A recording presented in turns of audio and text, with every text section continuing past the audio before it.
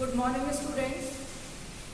पिछली क्लास में हमने पढ़ा एनुअल रिंग के बारे में कि किस तरह से दो सीज़न में डिफरेंस होने के कारण स्प्रिंग सीज़न और ऑटम सीज़न के कारण स्प्रिंग वुड और ऑटम वुड का निर्माण होता है।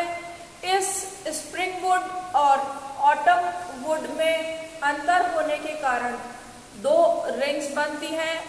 ये दो कॉन्सेंट्रिक रिंग्स जो मिलके एक एनुअल रिंग का निर्माण करती हैं। टेम्परेट रीजन्स की एनुअल रिंग्स ज़्यादा क्लियर और डिस्टिंक्ट होती है क्योंकि वहाँ पर सीजनल वेरिएशन ज़्यादा होता है। एनुअल रिंग्स का उपयोग करके हम किसी भी पेड़ या वृक्ष की आयु ज्ञात कर सकते हैं, जिसको डेंड्रोक्रोनोलॉजी कहते हैं। और डेंड्रोक्रोनोलॉजी जो है क्रिमिनल साइंस में बहुत यूज होती है। अलग अलग सीजन में, स्प्रिंग और ऑटम सीजन में वेस्क्यूलर कैम्बियम में एक्टिविटी में अंतर होने के कारण, वेस्क्यूलर कैम्बियम की एक्टिविटी या सक्रियता में अंतर होने के कारण अलग अलग तरह की वुड बनती है। स्प्रिंग वुड की जो जाइलम वेसल्स है उसकी कैविटी जो है वो बहुत चौड़ी होती है, ब्रॉड ल्यूमन वाली होती है। और स्प्रिंग वुड में जाइलम का अमाउंट भी ज़्यादा होता है, जबकि ऑटम वुड में जाइलम का अमाउंट कम होता है। उसकी सेल्स छोटी होती है, छोटे ल्यूमन, नैरो ल्यूमन वाली होती है, इसलिए उसकी डेंसिटी ज़्यादा होती है, कलर डार्क होता है। जबकि ऑटम वुड का कलर लाइट होता है और डेंसिटी भी उसकी कंपैरेटिवली लाइटर होती है। इन्हीं मुख्य अंतर के कारण जो है ये क्लियरली दिखाई देती है। एक साल में एक स्प्रिंग और एक ऑटम रिंग बनती है जो कि मिलकर एक एनुअल रिंग का निर्माण करती है। जितने साल की उस वृक्ष की आयु होती है उसके तने में, बेस में उतनी ही एनुअल रिंग्स दिखाई देती है। एनुअल रिंग्स हम अपनी पिछली क्लास में पढ़ चुके हैं। आज की क्लास में हम पढ़ेंगे वुड के बारे में। वुड यानी कि secondary xylem. Would in the terms of biology is equals to secondary xylem.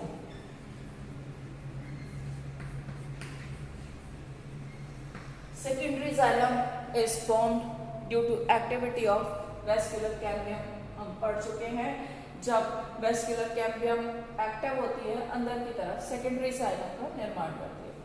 जैसे जैसे ये सेकेंडरी जाइलम बनता जाता है, ये सेकेंडरी जाइलम अमाउंट ज़्यादा होने के कारण प्राइमरी जाइलम को अंदर की तरफ धकेलता जाता है।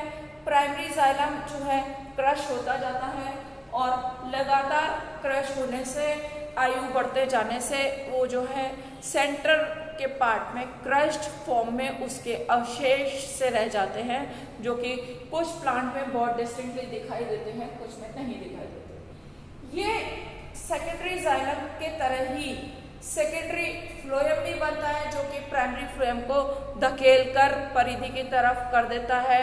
टूटा फोटा क्रश्ड फॉर्म में प्राइमरी फ्लोएम भी जो है वो पेरिफेरी की तरफ धकेल दिया जाता है। सेकेंडरी जाइलम की vessels, mainly vessels plus tracheids, इनमें ल्यूमन होती है, गुहा होती है। तो ये जो गुहा है ये भरी भी रहती है, फिल्ड विथ सब्सटेंसेस, चीजों से, सामान से।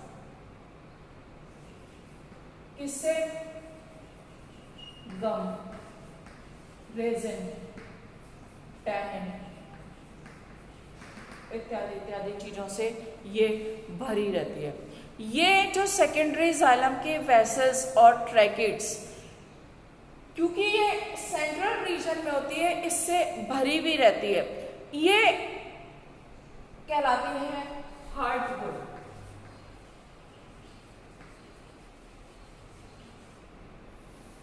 हार्टवुड क्या है?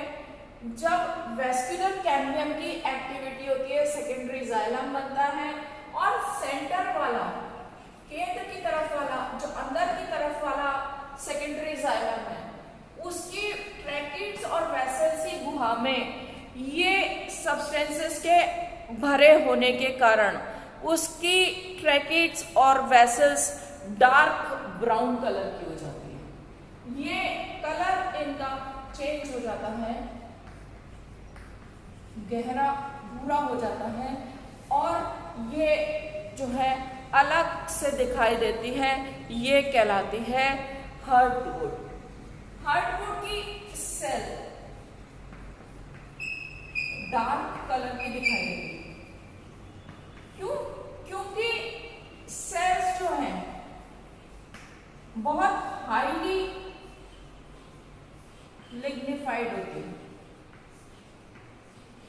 उनमें लिग्निन का निक्षेपण जो है बहुत ज्यादा हो जाता है और लिग्निन के डिपोजिशन से कोशिका बहुत जल्दी ही मृत हो जाती है, जीवित नहीं रह पाती, उसकी भित्ति इस लिग्निन के डिपोजिशन से मोटी होने से मृत हो जाती है। जब ये कोशिका डेड हो जाती है लिग्निन के डिपोजिशन से, तो इसका काम रहता है provide mechanical strength to strength. ये पौधे को स्ट्रेंथ प्रोवाइड करने का, ताकत देने का, स्टिफ रहने का जो है ये इसका काम होता है। तो ऐसी कोशिकाएं सेकेंडरी जाइलम वाली जो अंदर की तरफ होती है, केंद्र की तरफ होती है, ज्यादा लिग्निन के डिपोजिशन से इन चीजों के जो वेस्ट प्रोडक्ट्स हैं जो इन फॉर्म में हमारे काम में आते हैं, गम, रेजिन, टेनिन एटसेट्रा एटसेट्रा, इनके कारण ये केंद्र की तरफ हो जाती है, ज्यादा डेंस हो जाती है, गहरे कलर की हो जाती है, मृत हो जाती है। ये जाइलम का जो मुख्य कार्य है ट्रांसपोर्टेशन, उससे ज्यादा या उसके बजाय ये स्ट्रेंथ प्रोवाइड करने का काम करती है, ये कहलाती है हार्टवुड। हार्टवुड जो है ये सेंट्रल पोर्शन में होती है। हार्टवुड के अलावा दूसरे तरह की वुड जो है वो होती है सैपवुड।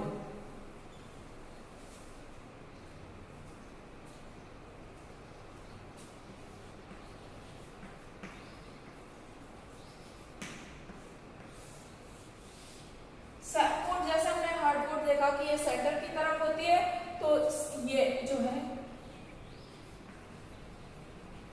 पेरिफेरी वाली वुड होती है।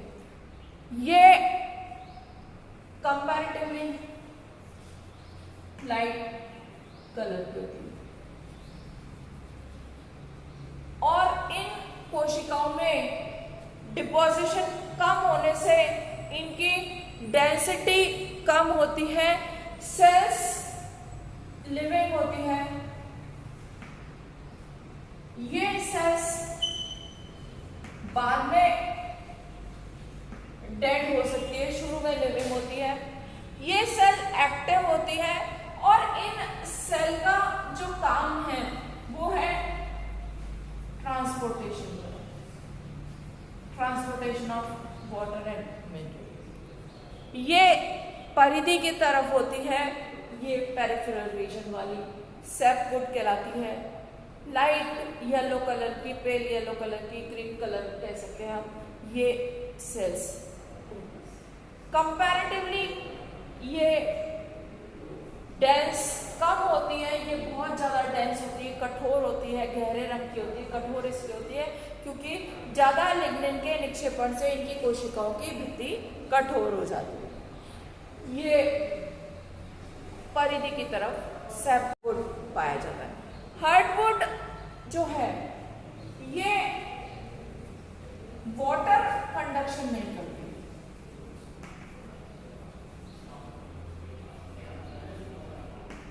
कौन? हार्डवुड। क्या करती है? सिर्फ मैकेनिकल स्ट्रेंथ प्रोवाइड करती है, क्योंकि इनकी कैविटी किससे भरी हुई है?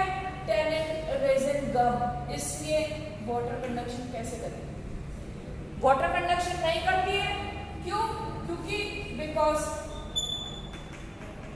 Cavities are filled with gum या रेजिन या टैनिन या और किसी चीजों के कारण। और ये चीजें क्या है? ये प्लांट का वेस्ट मटेरियल है जो इनकी सेकेंडरी जाइलम की वेसल्स ट्रैकिड्स के ल्यूमन में भर गई है, बाद में जो हमारे कमर्शियल काम में आ जाती है, बट क्योंकि वो कैविटी भरी है इसलिए ये वाटर कंडक्शन में नहीं काम करती। एडजॉइनिंग पैरेन्काइमेटस सेल्स होती है। उन सेल से बलून या ब्लैडर के जैसी आउटग्रोथ निकलती है। कुछ फूली हुई संरचनाएं निकलती है एडजॉइनिंग पैरेन्काइमेटस सेल से, और ये एंटर कर जाती है इनके ल्यूमन में, किनके? सेकेंडरी जाइलम, और वहां पर जाकर ये इनके गुहा को ब्लॉक कर देती है। ये कहलाती है टाइलोसिस।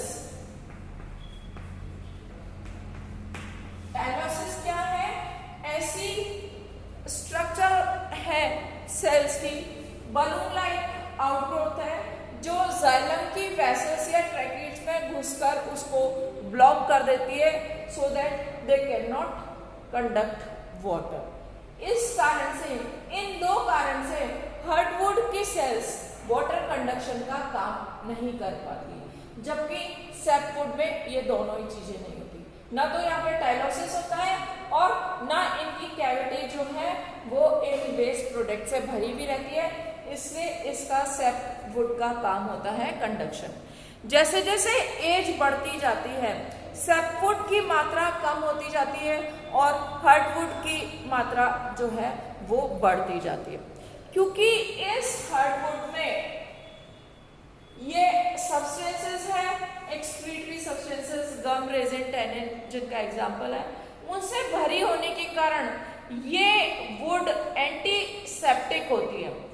इस वुड पर इंसेक्ट का, बैक्टीरिया का या दूसरे माइक्रो ऑर्गेनिज्म का इम्पैक्ट बहुत कम होता है, वो इसको बहुत कम नुकसान पहुंचा सकती है। इसके अलावा डेंसिटी ज्यादा होने के कारण ये आसानी से वाटर इम्बाइब नहीं कर सकती। इम्बिबिशन ऑफ वाटर यहाँ पर कम होता है या नहीं होने के कारण ये hardwood is best quality of would. ज्यादातर कमर्शियल यूटिलाइजेशन में ये हार्डवुड यूज होती है। ये इसके कंपैरिजन में लेस सूटेबल है, क्योंकि यहाँ पर ये दोनों क्वालिटीज नहीं। तो हार्डवुड और सैपवुड क्या है? हार्डवुड सेंटर की तरफ वाली सेकेंडरी जाइलम है, जो कि हाई डेंसिटी वाली, डार्क कलर वाली, स्ट्रॉन्ग है, इनहिबिशन कम होता है, जिनकी कोशिका में टाइलोसिस होता है, जिनकी कोशिकाएं में ये वेस्ट मटेरियल भरा रहता है। बहुत अच्छी क्वालिटी की वुड ये मानी जाती है, ज़्यादा ड्यूरेबल होती है। सैपवुड परिधि की तरफ वाली होती है, हल्के कलर की होती है, कम घनत्व वाली वुड है। ये कंपैरेटिवली इंसेक्ट, माइक्रो ऑर्गेनिज्म से अफेक्ट हो जाती है। पानी का भी इस पर प्रभाव पड़ता है, यहाँ पर इम्बिबिशन हो जाता है, इसलिए ये कम प्रेफरेबल वुड है इन कंपैरिजन टू हार्डवुड। तो अभी हमने पढ़ा कि सेकेंडरी ग्रोथ के कारण, जो स्टीलर रीजन में सेकेंडरी ग्रोथ हो रही है, उसके कारण एनुअल रिंग्स बनती हैं, और इन एनुअल रिंग्स में दो तरह की वुड फॉर्मेशन होता है, या अगर हम स्टेम को देखें तो दो तरह की वुड बनती हैं, हार्डवुड और सैपवुड। आगे का हम नेक्स्ट क्लास में पढ़ेंगे। Thank you.